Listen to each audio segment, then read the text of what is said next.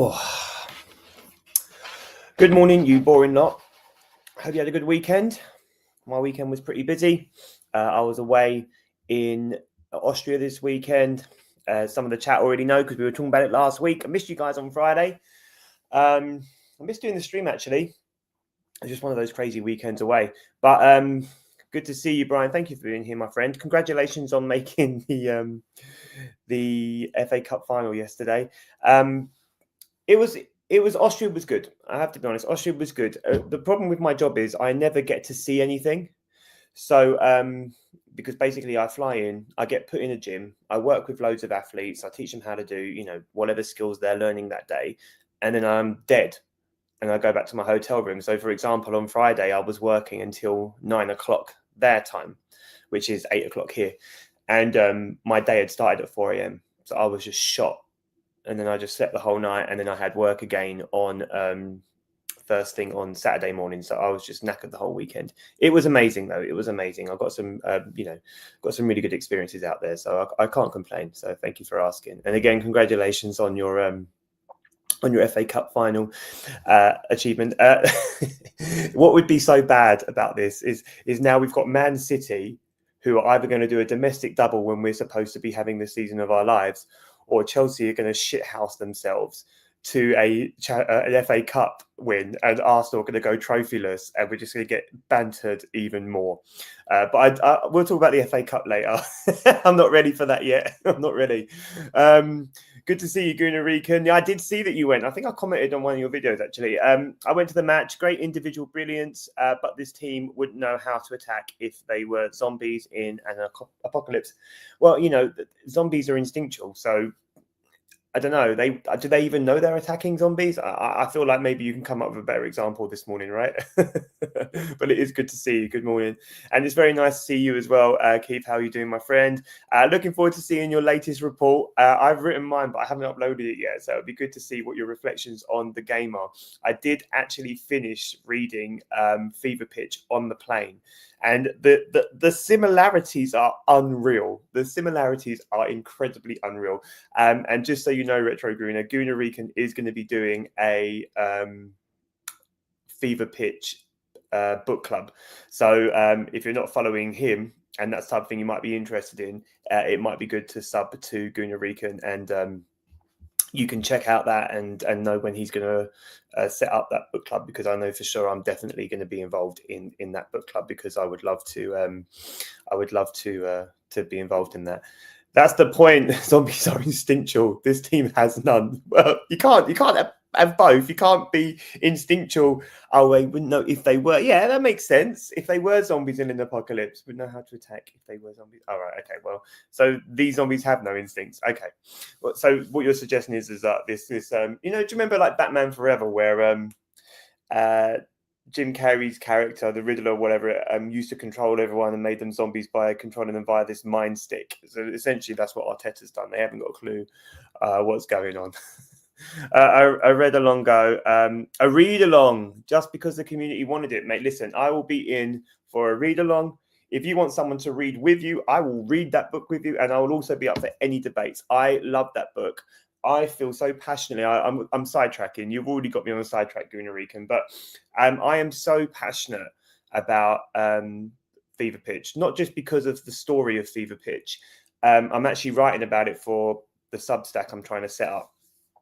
But so the copy of Fever Pitch that I have, and it's always very close by, but the copy of Fever Pitch that I have is actually my granddad's, and it's something that I took from his house after he'd passed away, and I was the only real reader in my family, really, and my grandparents kind of inspired my love of reading. And so when we cleared his flat out, I took a copy of Fever Pitch and a copy of my nan's favorite Agatha Christie book. So yeah, that book is really important to me. So I've read it quite a few times. So I will be well up for a read along or anything that you want. If you want someone to collab with on it, I swear to you, I'm your guy. All right. So just let me know if it's something you'd be interested in. And yeah, that's it. It's that Gunnar Rican. And he he's also very passionate, and he goes to the games, he's watching what's happening on the pitch, and he has strong opinions about those as well. And I know that you go quite regularly as well, Keith. So it might be worth checking out what he's doing, and that would be pretty cool. But I'll start talking about the game. I did make some notes. So I'm going to be switching between my teleprompter thing that I've got here and then any comments that come in. But like I said before, I wasn't, as we've already spoken about. Sorry, I wasn't actually in the country for this game, and I had to. I finished coaching, and I had to find, and because we're an hour ahead, I managed to find a way to be able to get to a sports bar, but it was a proper sordid kind of. I'm not sure if it was just a sports bar. Let's just say that, right? And anyway, I found myself in this sports bar in Austria. And I managed to get myself this room on my own. It was a huge room, massive TV, as big as like the wall behind me, this TV. And I was sitting there on my own, watching the second half of the Newcastle game. So I'd already missed Havertz go off. I'd already missed Eze go off, and I'd missed the goal. So I'd missed so much of the drama, and I had to watch it back on like Match of the Day, and I was watching people's reactions and things like that. But the reality is that Newcastle have been a bit of a bogey team for us over the last couple of years. For me, I predicted a 3-1 win. I expected to see an open game because Newcastle have to go out and win, really. Eddie Howe's job is looking less tenable. There's been rumours of Jose Mourinho, and Arsenal need to max out their goal difference. And in fairness, I mean, I've seen everything from fans on YouTube predicting Arsenal aren't going to win any of their last 5 games. And then on the other side, people are saying, we're only going to win 2 or 3. Well, the reality is we've got 3 of the 15. We've got 3 of the 15 we need to potentially win the league. And it sounds like, and from what I could see, the first half was much better than what I saw in the second half.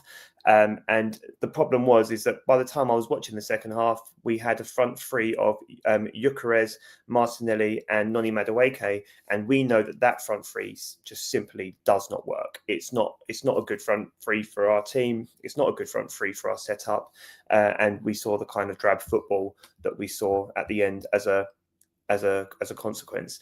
But with that being said, I do think the first half was better from what I could see, and I thought there was a lot of frustration I got from the ground. And Gunnar, maybe you can give me some advice on this, but it looked like the crowd were getting quite frustrated with the way that we were taking our set pieces. But it was clearly a tactic that they were employing, particularly for Newcastle, and they were playing them short. And I think they tried it two times and it didn't work. And on the third time, the ball cut through the middle, and Odegaard kind of did like a feint run. I think it was him, and the ball ended up at Havertz's feet, and he got the assist for what was quite literally a sublime goal. It was a beautiful goal. It was up there with the goals against Tottenham. I don't know if it was as good as the goal against Bayer Leverkusen, but it's definitely one of the best Arsenal finishes I've seen this season in the Premier League. It was a beautiful piece of work, and you could see how happy he was. He did his classic kind of Christian celebration and whatever, but it was a wonderful piece of work, and it was good to see. And it's a shame because by half time, both of those players sadly left the pitch, and it's one of those ones, right, where I know that fans aren't happy with some of the players that we have, right, and I think that's reasonable, right. I think that there's a lot of fans that are upset with Odegaard. They think Odegaard should be moved on, and there are fans that think that Havertz should be moved on. And like I said before, I hear those arguments. I don't see us losing both. I do think we could potentially lose one. I'm just not sure which one it is.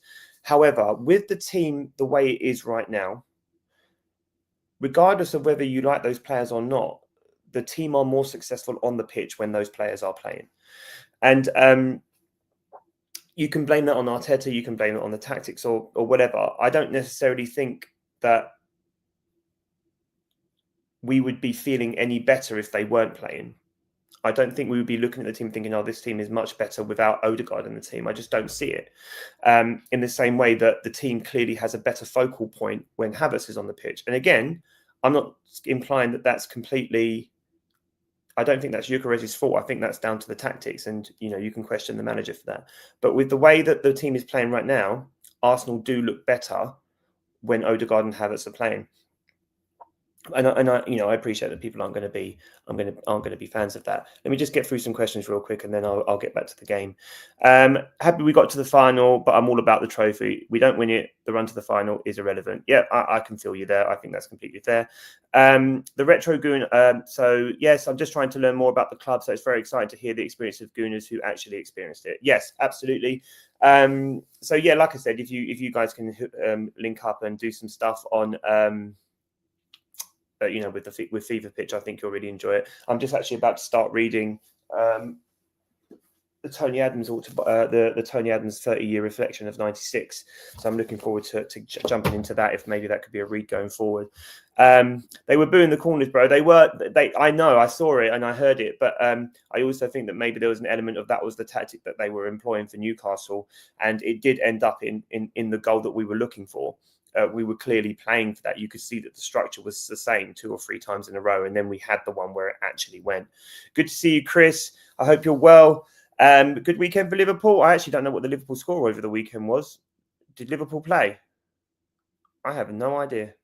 No idea at all. I haven't been in the country. Your performance was job done, but missed opportunity to get more goals after scoring early. Yeah, that's the other thing, isn't it? Is the same way that I said last week, Man City will be looking at the Burnley result going, we should have got more on the table there. You know, Newcastle were probably there for the taking. I don't remember watching that game at all and thinking, even with the Wissa chance, you know, which could have gone in if he'd been better. Even when I was watching that, I didn't watch. You know, I wasn't sitting there thinking, "Oh God, I think we're going to draw this game." I thought the game was there, and I thought we had it. And I don't really. I think Newcastle were a bit limp, actually. I do think Tonali was particularly good, though. You could see where Tonali is levels, and if Arsenal are linked with him, then you know, that's the type of thing where I might be rubbing my hands together. The other thing I did hear, I heard a rumor. Or I read a rumor, and it's all rumor mill at the moment. But this person is like an in the know, and to be fair, they've been pretty good in the past. But they were saying that if Havertz goes, Arsenal might be looking at Watermarder. So I'd be interested to hear your thoughts on that one. That's not mine. I'm not making that one up. That's something I saw on X. But this in the know is generally pretty good. So you know, Watermarder might be on the horizon. Havertz going off was a big miss. I don't think the players trust Gyökeres with the ball. No, they don't, and the team isn't set up for him. I think there was a moment in the one of the second half, where I think Odegaard could have played the ball to him and he didn't. And then there's that moment at the end of the game when Gyökeres should have been squaring the ball to Saka and he didn't, and he just fluffed his lines. And it kind of reminded me of the moment against Chelsea where Rice crosses the ball to Havertz and Havertz has the tap in the Carabao Cup semi-final. And, you know, I don't think any other player on the pitch is fluffing their lines there. And it was Gyökeres. Unfortunately for him, you know, it's another thing where it's kind of like, for God's sake, Gyökeres, you know. Gunnar Riken, where has it gone? Oh, sorry, that's it. I'm reading Sober right now. That's actually on my reading list, mate. Like, I've got all these books ready to go, brother. Like, I'm ready to go. I'm ready to go with you. So, like, I'm proper deep in the Arsenal books right now. And yeah, we won 3 at home to Palace. Okay, right. So a good bounce back then, because you had you won against Everton the weekend, didn't you? Before that, so that's 2 wins in a row. Oh, actually, I think I remember thinking, like, oh, come on, you could have kept the clean sheet there, because I think I've got Virgil van Dijk in my dream team. Does anyone else play fantasy football? Maybe next season we could do a boring fantasy football league. That'd be quite fun. I don't know. Let me know what you think. We could do that next season if you fancy it. I always set myself random challenges. This season, I set myself the challenge of having no Haaland and no Salah, and the first half of the year was pretty rough. I can't lie. But yeah, I mean, when Saka eventually did come on, and you know, I think there's a lot of concern amongst Arsenal fans that you know, there's this kind of element of rushing players back too soon. And that might be the case with Saka, and this is all, and it all could just be complete desperation. When Eze and Havertz went off, the feedback after the game looked like it was just precautionary. I'm always a little bit more worried about Havertz, because Havertz and that knee, I'm concerned with Eze. Eze did say he was fine, but he did say he was fine after Bayer Leverkusen as well. So I just hope that they're both going to be okay for at least. If I was trading one off, I guess I'd have to trade the Champions League semi-final. I just really hope they're both okay for the weekend against Fulham. I'm not saying that because I think we can beat Atletico Madrid without them. I just think the league's got to be the priority. Surely, I don't know. I feel like the league should be the priority. But Saka coming on really did show the difference in having your backup player play most of the season, and that's what Noni Madueke was bought for. He wasn't bought to be a starter. He was bought to be a different dynamic. You can argue to the cows about the cost of him. All right, I do think his wages are substantially lower, but his cost was obviously an overpay. But he was bought to be a backup, and you could see the difference in the way the team played when he was on the pitch. The team looked way stronger. There looked like there was a structure to the team. Odegaard was able to link up with him better. There was opportunities for him to score. There was opportunities where there were moments where he was selfish and he could have passed as well. But overall, the team just looked so much better.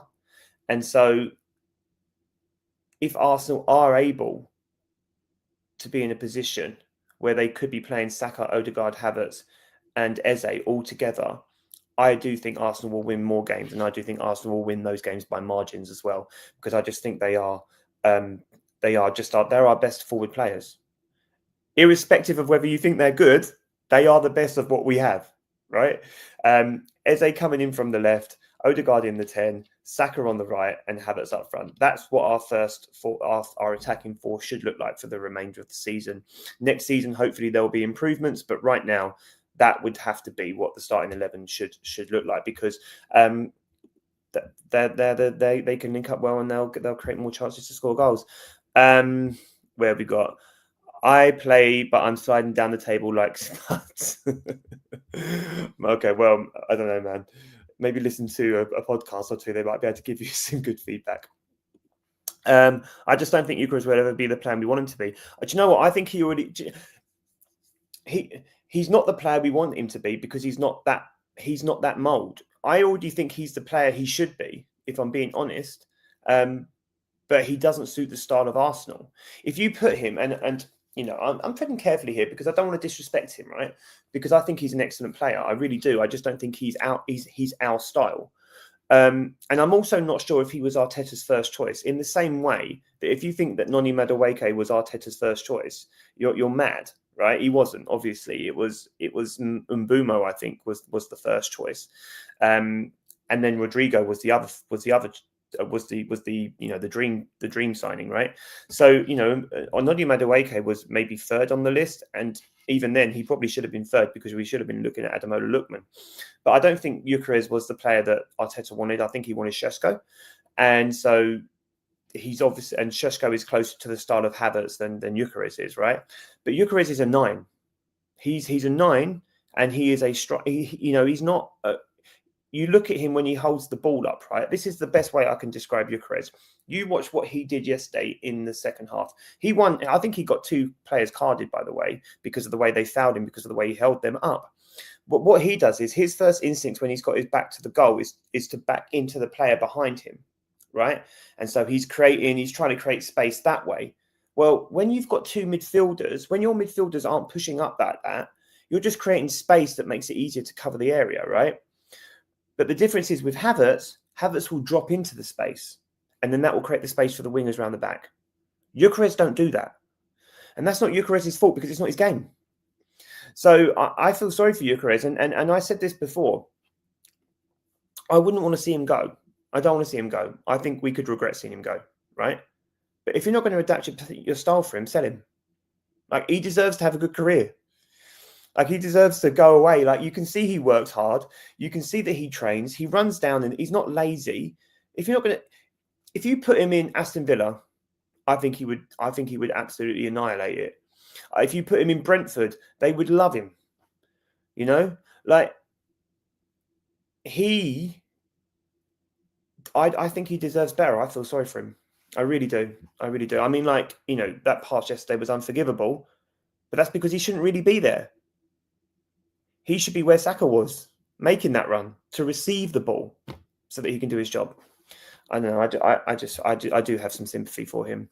I always forget to do my fantasy team every week, and that's why I don't play it. Well, if we do a fantasy league and you're checking in every Friday, I can just remind you to make sure that you get it done for the deadline. And me too, bro. Especially on double match weeks. I'm doing quite well this year. Let's have a look at our ranks. Where's my rank this week? I've had quite a good game week, to be fair. I'm on 65 points currently. Did I do a free hit this week? I'm currently ranked. Now, bearing in mind that I didn't have Haaland or Salah this season as my challenge, and I never take any hits. So no hits and no Salah and no Haaland. I currently ranked 483,000. In the Arsenal League, I'm ranked 60,000. But yeah, let's see where you guys are at. And then players always say they are fine even when they are not. Sometimes you have to save players from themselves. Yeah, that's true.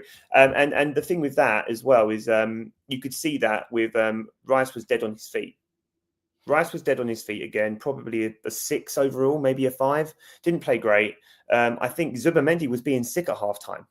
He was playing sick. They eventually had to sub him, and that's why they brought on MLS. Thoughts on MLS's little cameo in midfield, please, guys?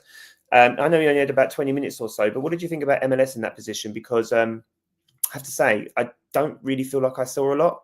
And I know that the argument would be, well, he hasn't played a lot all season, and that's true, but he did play all of last season. And, you talk about how it's important that players make impacts. If you look at when Max Dowman has played, he's come on and made immediate impacts. I didn't watch the game and think, oh my God, MLS is really shutting this down. Thank God for MLS.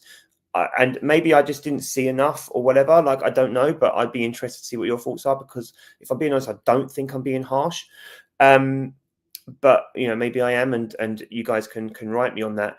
And then there was and then I suppose I just wanted to say, Hincapié again. What a player he was he was again. For me, he was man of the match yesterday. I thought he was our best player. I know that Eze got it, and I get it because Eze scored the wonder goal and whatever. But which was wild. That was the Arsenal vote, by the way. I think Arsenal fans on on X voted him the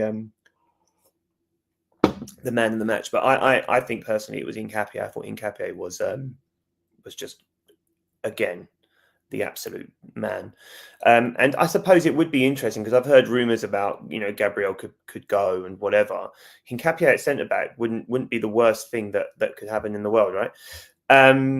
Next season, hang on, before I get to that, good to see you, my friend, Mr. Darkside. I hope you had a wonderful, wonderful weekend. I'm living my best life right now. We've just got through most of the game, so drop in your thoughts. Because it would be great to hear yours. I did watch the stream that you did over the weekend, but my reception was horrible in Austria, so I'm sorry that I didn't get involved as much as I would like to. So I can't comment much. No stress, man. Just if you're listening, and if I say anything completely outrageous, I know what you'll do. But yeah, it's good to have you here. Thank you. Where was I? Double match week. Play next season. Next season, now that I'm getting this YouTube thing together, I would have more time to focus on fantasy and other bits. And listen, man, if you want to collab on anything like that, let me know, man. I'd love to do some fantasy with you. I do love playing the fantasy game. But yeah, let's just get back to MLS. Darkside, it'll be interesting to hear your thoughts. I don't think he was. I don't think he was very effective yesterday on Saturday, and there's a part of me that. Well, first of all, I appreciate why. So let me just read what Gunnar Reeken's saying. MLS doesn't get enough time to bed in. He hasn't been able to play at his natural position. You need to link our midfield, and Odegaard is trash. Right. Well, the Odegaard thing, I don't think is going to change till at least the end of the season. And we play our best when Odegaard is in the team, irrespective of whether you like Odegaard or not. That's not the point I'm making. The point I'm making is that he is better than what we currently have. Right, and I will die on that sword. I don't think MLS is a 10, so I don't think that really affects Odegaard. But with MLS, do you think a observation then? Because I don't want to criticize him, but do you think an observation would be that perhaps when you get the opportunity, you have to show yourself a little bit? And the reason why I say that is because Dowman does. When Dowman's on the pitch, you can see that Dowman's on the pitch. Everything looks different. Zubamendi was off the pace yesterday. He was sick at half time. He was subbed off because he wasn't doing well. And then you bring on MLS, and you're like, and I was there, man. I was in this sleazy Austrian bar on my own, like willing it. Like, come on, MLS, show them, turn on the ball, go for a run, do something dynamic. And it just didn't feel like it happened. It just didn't feel like it happened.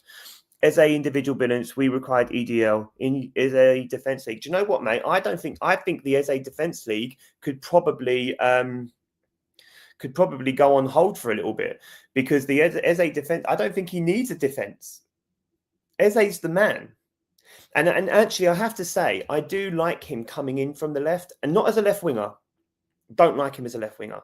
But I do like it when he comes in from the left to become like a dynamic 10. So you've kind of got the pressing 10 who is pulling all the strings with Odegaard, right? And then you've got Eze coming in just doing dynamic stuff, doing whatever he wants. And then Hincapié comes up high. I really like it because you can see that teams don't cope with it. You can see that. And actually, I don't think Man City coped very well with it last week either. And I actually think we played better against Man City. You could see that we were way weaker when Havertz and Eze were off the pitch. But yeah,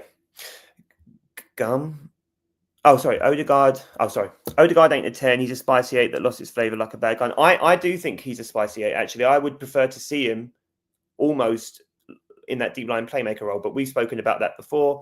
Big up to Gunnar, absolutely. MLS is a midfielder. He has the capacity to drive forward, but his chances are limited. MLS could be a decent 8. I think we're all in the same boat that MLS is a great potential 8, right? So I think we can all agree on that. What do you make then? What do you make of the idea that Arsenal are looking at Tonali then? Because I thought Tonali was excellent at the weekend. I really do. I thought he had a brilliant performance despite the loss. And I think he was the one player on the pitch that I was most worried about. And he had that wonderful kind of swervy shot in the first half that Raya did well to keep out. But I would, if Tonali comes to the club, does that change your feelings? Or are you going, no, we don't buy Tonali, we play MLS next season? I think that would be an interesting one. Where would you lie on that one? Because I think that might be a trade-off that we would have to discuss potentially. Because if we sign Tonali, MLS isn't getting any minutes next season, is he? And then he's probably getting sold. MLS has confidence has been hampered, you can tell, and then Darkside follows that up immediately with exactly the same thing. Yeah, bro, MLS is shot of confidence. This manager doesn't like or trust him. Mikel is a fraud. He's not a fraud. I'm not having that. I will accept failure, but I don't think he's a fraud. If he doesn't win anything at the end of the season, I think he's a failure. But I wouldn't say he's a fraud. He needs a manager to back him properly. Even the way he was being deployed in midfield was weird. In what way was he being deployed then on Saturday that made it weird? Because I kind of felt like he came in to break up the play and to press the ball forward. So what was he doing that was different to your expectations on Saturday? Gyökeres is still a good striker, just not under Arteta. Exactly. Listen, like I said before, I feel sorry for him. Mate, have a chill pill. Have a chill pill. You know I'm putting you there, and I got you. I went fishing, man. Here's a picture of Darkside, everyone. I just caught him out of the river nearby. All right. But yes, Gyökeres is still a good striker. He is. And this is why I said I would sell him at the end of the season. I feel sorry for him. I genuinely feel sorry for him. I think he's a wonderful player. He's not the player that we want him to be or expect him to be because we have a different system. Like I said before, if you put him in Aston Villa, if you put him in Brentford, I think he would score loads of goals. In the same way, and this is the biggest argument I can make, if you put Haaland in this team, Haaland wouldn't score goals. I just don't think he would. I just don't think he would because I don't think he would. He does the job that Arteta wants from his forward player, and that's just a personal opinion. Is Tonali injury prone? If so, I don't know if he's injury prone. I think he was missing for a long period because he was a bit of a gambler. But I don't know if he's injury prone. I mean, like most players, he's had injuries, but I don't think he's missed loads. It'd be interesting to know the numbers on that. Tonali's a very good player. If he comes, MLS goes. I do see that as well, personally. I just don't know how I feel about it, if I'm being completely honest. He is a fraud fishing. Odegaard is 8. He was never a 10. In 2022-23, he played well because he was an 8. Was he? Where was Xhaka playing then in 22-23? Because that was partly Xhaka and Odegaard. So was he playing with 2 8s and then dropping in Havertz to the 10? I don't think. I'm pretty sure that we had Xhaka still in that period. So because that was the season before Rice came. So Odegaard would have still been playing a 10, I think. Chris is laughing because I went and wound up Darkside. Sorry, Darkside. It's all love, man. The way he was deployed, he was sitting way too deep and wasn't being as progressive. Hincapié was more forward. Plus, when Partey played in the 6, he was allowed to progress the ball. I think that's a fair analysis. I'm sorry, man. I'm sorry. I did set you up for that. I did. I'm a bad human. I apologize. Okay. But yes, do you know what? I think that's fair. I can't argue with you. I can't argue with you. And I honestly think that his future might be away from the club. And I don't feel good about that. But with these rumours of Arsenal looking at the likes of Tonali, they're not going to sell Zubimendi. If anything, Zubimendi becomes competition for Rice. Odegaard could go. But also Havertz apparently. And like I said earlier, it'd be interesting to hear your thoughts on this, guys. There's an in the know that I follow on X that is generally pretty good, right? And he was saying that, if Havertz goes, Arsenal could be looking at Watermada. And I just want to see what you guys are saying about that. Before I move on, if you're here, please subscribe to the channel. It helps it grow. And just get those likes up. That would be an amazing start. Thank you so much. But yeah, no, I would be gutted if MLS went. But I do fear for him too.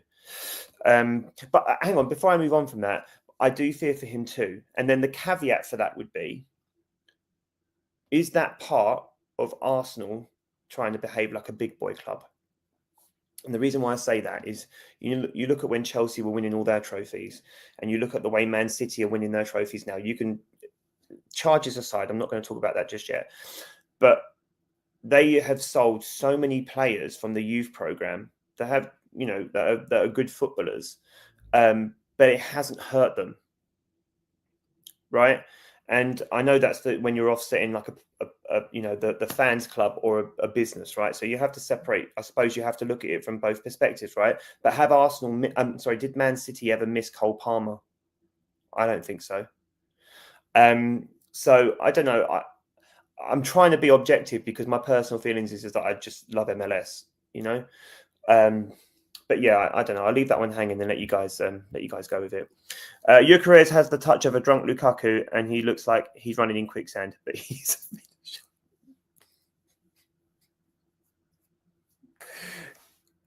no, not a drunk Lukaku. But he does kind of have quite a unique running style, doesn't he? But yeah, he's a wonderful finisher. I'll put him in the box. Just let him do his job. Yeah. Dark side, I agree. Arteta is a forward, just like Rosinha. Rosinha. Rosinha was never going to turn that job down. He was never going to turn that job down. It just wasn't going to happen. No, Partey was a 6, and Xhaka and Odegaard seemed like 2 8. So just kind of like moving forward with whoever was available in that moment. So almost interchanging. I think that's fair. I think that's quite a good way of looking at it. Hincapié was playing as our 10. I want a new manager. It didn't take long. Do not buy that tall effing Voldemort. I'm just saying what the rumor was. All right. And if Arsenal were trying to be a big boy club, this manager would be at the job centre, P45 and CV in hand. And we've officially fallen off the rails. I told you my feelings about this already. If Arteta doesn't win the league, I think that's a sackable offence. And then if he does win the league, I wouldn't renew his contract unless the style of football changes. And the reason why I say that is because he has demonstrated that he can play a different style of football. He has. This football's horrible. And there is a part of me that thinks that he's just trying to squeeze it over the line. because we know he can play better football than this. But I do think that it's a sackable offence. And the Arteta outs have started. So I'm going to move on to the next topic. It's not if he's bottled it. Not yet. 3 of the 15 needed, mate. Odegaard out. You can shut up as well, Gunarican. Right, okay. Where's my notes? Right, okay. So where's the next thing? Oh yeah. So I just wanted to talk. So first of all, I did mention this yesterday online, but the FA Cup has decided to rebrand itself in the. Sorry, let me start again. Gunaricans.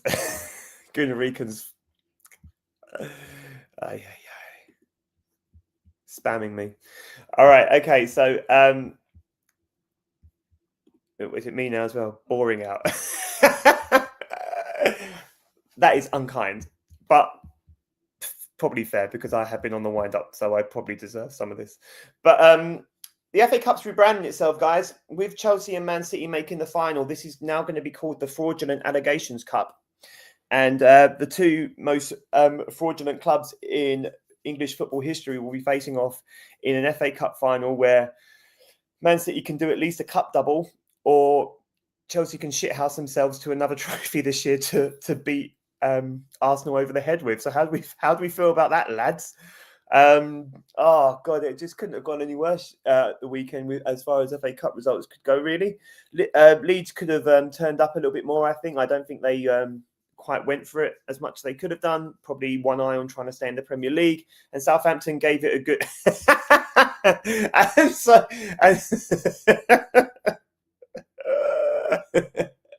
That was my one. That was my one. I did tell you I was going to talk about it later. I did congratulate you earlier, to be fair. I did congratulate you first. All right. Let me have it. All right. But, you know, Leeds didn't really turn up. I think there was that one Ballard shot, maybe. I think it was Ballard. And then Southampton gave it a good go against City, but they were ultimately beaten by a far superior team. But yes, an FA Cup final. I think the FA Cup final takes place before the season ends as well. So that's another game for both City and Chelsea. And bearing in mind that City are obviously trying to win the Premier League here, that would be the priority for them, you would expect. But then also for Chelsea, although Rory Jennings would have loved to not get to the Champions League if it meant Arsenal not winning the league, Chelsea need to make Champions League football because financially they would be in so much trouble if they didn't. So it's kind of, all in really on the league, you would think. So it could be quite an interesting final because who goes for it probably wins it, I would say. But you would think the favourites are City in this situation. I swear Chelsea shit every season, but still somehow win something. I know, mate. And I haven't even got an argument for that. They're the club world champions, and they're shit. I'm so sorry. Where is he? I'm so sorry, Brian, but it's so frustrating. Chelsea are crud, but always wins trophies. It pisses me off. Okay, so at least we're all coming back to the same level now. It's just can we just throw haymakers at Brian for 5 minutes instead of me? That would be amazing. But yeah, I actually wouldn't rule Chelsea out v City in the final. No, nor would I, because Chelsea can shithouse.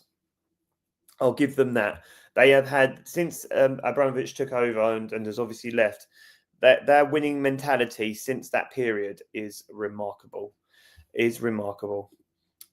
Chelsea FA Cup underdog. That's brilliant. That's brilliant. And the FA Cup might be their only way into Europe, and that would be the Europa League, wouldn't it? But even then, that's not enough to cover their books. They are in, and I haven't got my notes, but they are in so much financial trouble because, as far as I understand it, and Brian might be able to educate me better on this, and I read some Athletic articles, and Athletic generally are pretty good at the analytical stuff. They're not quite as clickbaity as like some of the other stuff. But Blue Co are under no obligation to put any more money into the club. That's the first thing I understand. The other thing is they borrowed 500 million, right, from somewhere, I don't know. But that debt could be as high as 1.5 billion by 2033. They haven't got any means to pay that back unless it's through player sales. And their players, like, who are they selling? Apart from, someone in the bargain bucket to Arsenal at the end of the season. Put in the chat. Who do you think will end up from the bloody Chelsea team this season in the transfer market? But once you sell, Enzo isn't going to go for over 100 million. Casado isn't going to go for over 100 million. Palmer won't go for anywhere near that money. João Pedro's probably been the best of those, and at the moment, you could argue would be the biggest profit, maybe. And then Reece James would be ultimate profit. But if you sell him, I think Chelsea would go absolutely mental, the fans. So, Chelsea have to get into the Champions League. Chelsea could be on the downward spiral that could end them, could financially ruin the club. It's remarkable. Imagine the worst Chelsea team we've seen in years in the final. We ain't been in for 6 years. I know. I feel you, man. The final day of the WSL is on the 16th, same day as the cup final. Oh, that's rubbish. Shout out to the women's team yesterday, by the way. Oh my God, I was watching that in the airport. We were losing 1-0. We won 2-1. I didn't see the equaliser, so I only watched up till half time. We were losing 1-0 and I was gutted. And then I landed and I opened the plane up. I opened the phone up and we won 2-1. I did see one of the goals that Arsenal scored, though. That was a bit of a shameless. That was proper schoolboy, wasn't it? But yeah, that's shameful that they're doing the cup final on the same day as the WSL, man. That's, talk about, we really respect the women's game, blah, blah, blah, blah, blah. We'll just put one of the biggest football games in the men's football calendar on the same day as the final day. That's just stupid. Absolutely ridiculous. Are Arsenal at home? That might be worth going to. But Arteta is a genius. Lots of laughter. And now I've got Goofy, Arteta in Goofy's makeup from Disney. City lost 2 FA Cup finals to Palace and United. Could you imagine? So would that be the third in a row? Going for the triple. Garnacho to Arsenal. Listen, Chris, don't be funny, mate. No, anyone but Garnacho. Literally anyone. No, not anyone. Oh, I don't know. Liam Delap or Garnacho. Oh, shit. No, not Garnacho. Please, not Garnacho. Please. Hey, listen, that Mudryk ban. Arteta played a blinder there, by the way. Listen, Trossard might not be very good now, but he has done over the 2 or 3 seasons before that was way better than what we could have hoped he would have been, and we really missed out. We really did well to miss out on Mudryk, didn't we? Mudryk or Gittins? No. Do you know what? Here's a shout. Nicholas Jackson. We're going to sell Havertz and we're going to end up with Nicholas Jackson. Oh, shit. Oh, Brian's just out there quietly taking his haymakers. Would I take Lavia? No. I don't think I would. He's too injury prone and he has done nothing. And I don't think he's better than Zubimendi, and he is definitely not better than MLS. Absolutely not. Not Lavia for me. Would you have him? Because wasn't he meant to be going to you? Wasn't he meant to be going to Liverpool, right? But with that loads up again, we'll keep talking about potential transfers coming in from Chelsea. But I'm going to start coming towards the end, I think. I just wanted to talk very quickly about the London Marathon. First of all, shout out to Sebastian Saw, the Kenyan. He managed to do. He broke the world record yesterday, and he did it in 1 hour and 59 minutes and 30 seconds. That is the fastest, and it's the first sub 2 hour marathon ever. Right, so shout out to him. I did run the London Marathon about 4 years ago. So my wife had cancer; she had bowel cancer, and I run the London Marathon about 4 years to raise money for Bowel Cancer UK. And it is by far the hardest thing I have ever personally had to do, but it is not even a scratch on what cancer patients have to go through or whatever. So my sufferance was minimal in comparison to the sufferance of my wife and other people who have to endure these types of things, right? So it's something I'm very proud to have done, but I did it for something that was massive and very important to us. The reason why I'm bringing this up is because obviously my personal hero, my footballing hero anyway, Tony Adams, ran the London Marathon yesterday at 60. Bless him. It took him like 6 hours to do, and he was running for the Forward Trust, which is a charity which is there to support people who with addiction and who have been in a life of crime. And he was there raising money for that. And running the marathon is one of those things where you want to kind of put it on your bucket list anyway, right? It's an incredible thing to be able to do, right? But there's always a story behind everyone's marathon run, right?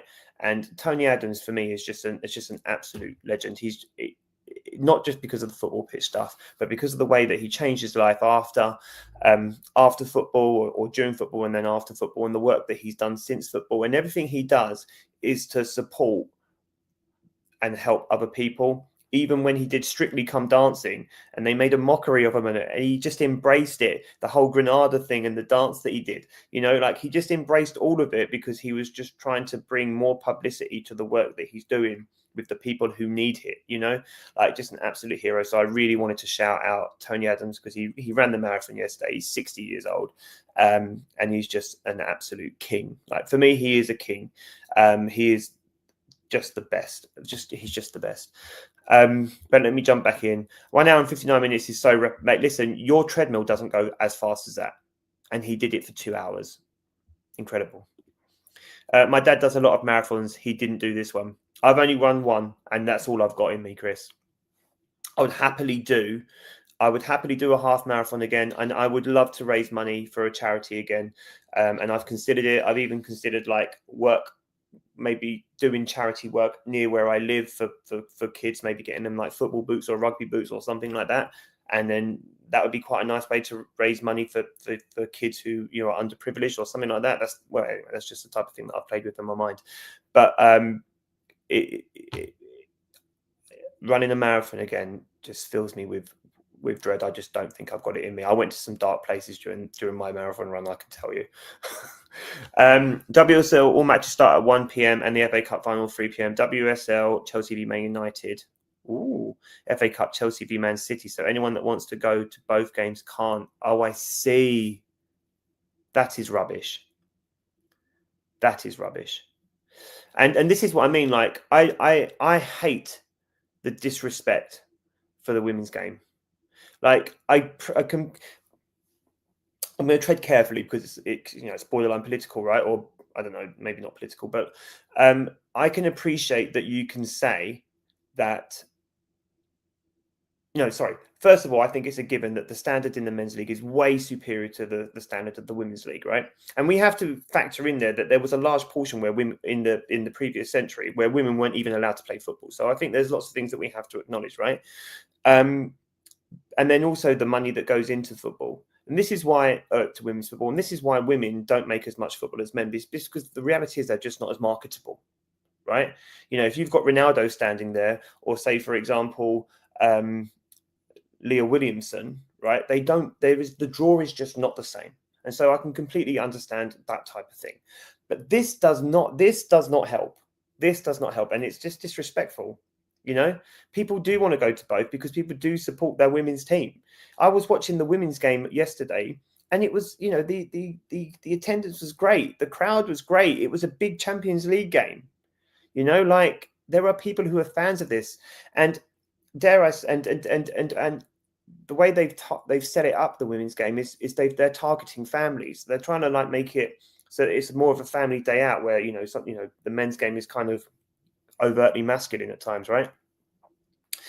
But it's just ridiculous. It's absolutely ridiculous. And I know Darkside, I can see you in the chat. I know you're a fan of the women's game, and this type of thing just drives me mad. I think it's ridiculous.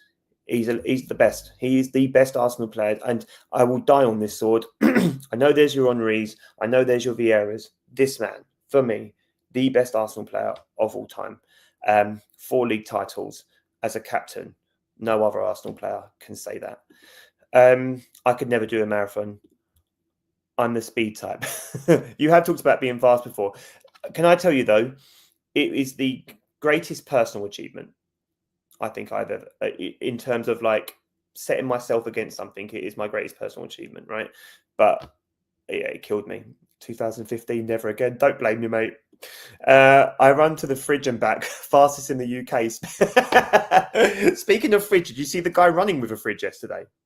Incredible. Incredible. Top 3 men broke the world record yesterday. That is wild. So they all beat Kipchoge. And Kipchoge was my favourite. Mental.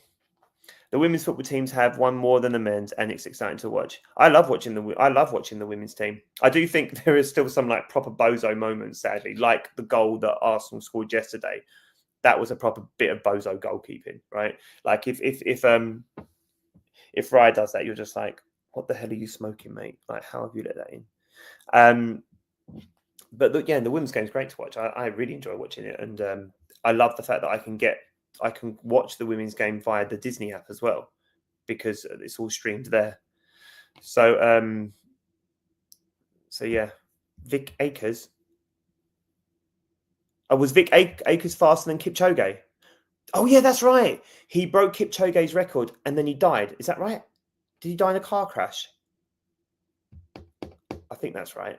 I think that's what happened. While you're answering that, Brian, I'm going to just very quickly talk about Wednesday. We don't play till Wednesday. I had done no prep for Wednesday. My only concern, so I think if we play,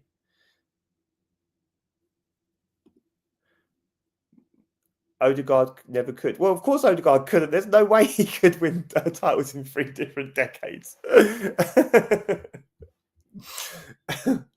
No, he couldn't. You're right.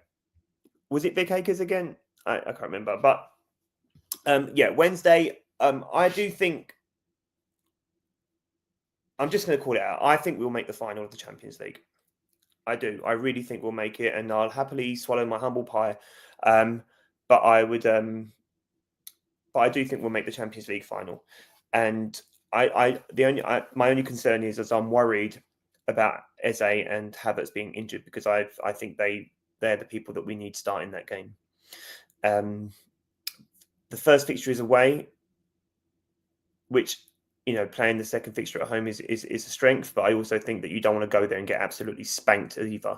So I do worry about that. We'll do a proper breakdown of that maybe on Wednesday, but looking ahead, I do worry about playing against Atletico without both Havertz and Eze. So hopefully they'll be fit. But if not, we really need them for Fulham, because the league has to be a priority.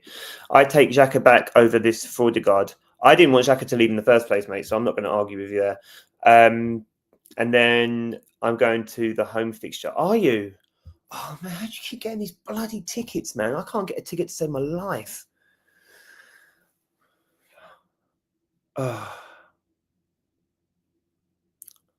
I just can't get tickets. And then when I can get them, I'm like, I can't afford 200 quid. Like, so the Champions League ones, I could have bought some for the second leg of the Champions League against Bayer Leverkusen, and they were like 200 quid. And I'm just like, I can't justify spending that right now. And I can't win anything on a ballot, and I don't know anyone with a season ticket. So if anyone's got a season ticket in this chat, or is watching this back and has a season ticket, and you don't want to use it, or you can't go that day, hook me up, because I will pay face value. Eze is okay. Havertz to be concerned. That's what I've heard, or to be confirmed. Sorry, but last time Eze said he was okay, he was out for like 3 weeks. Going to Arsenal games is so expensive. I know, mate.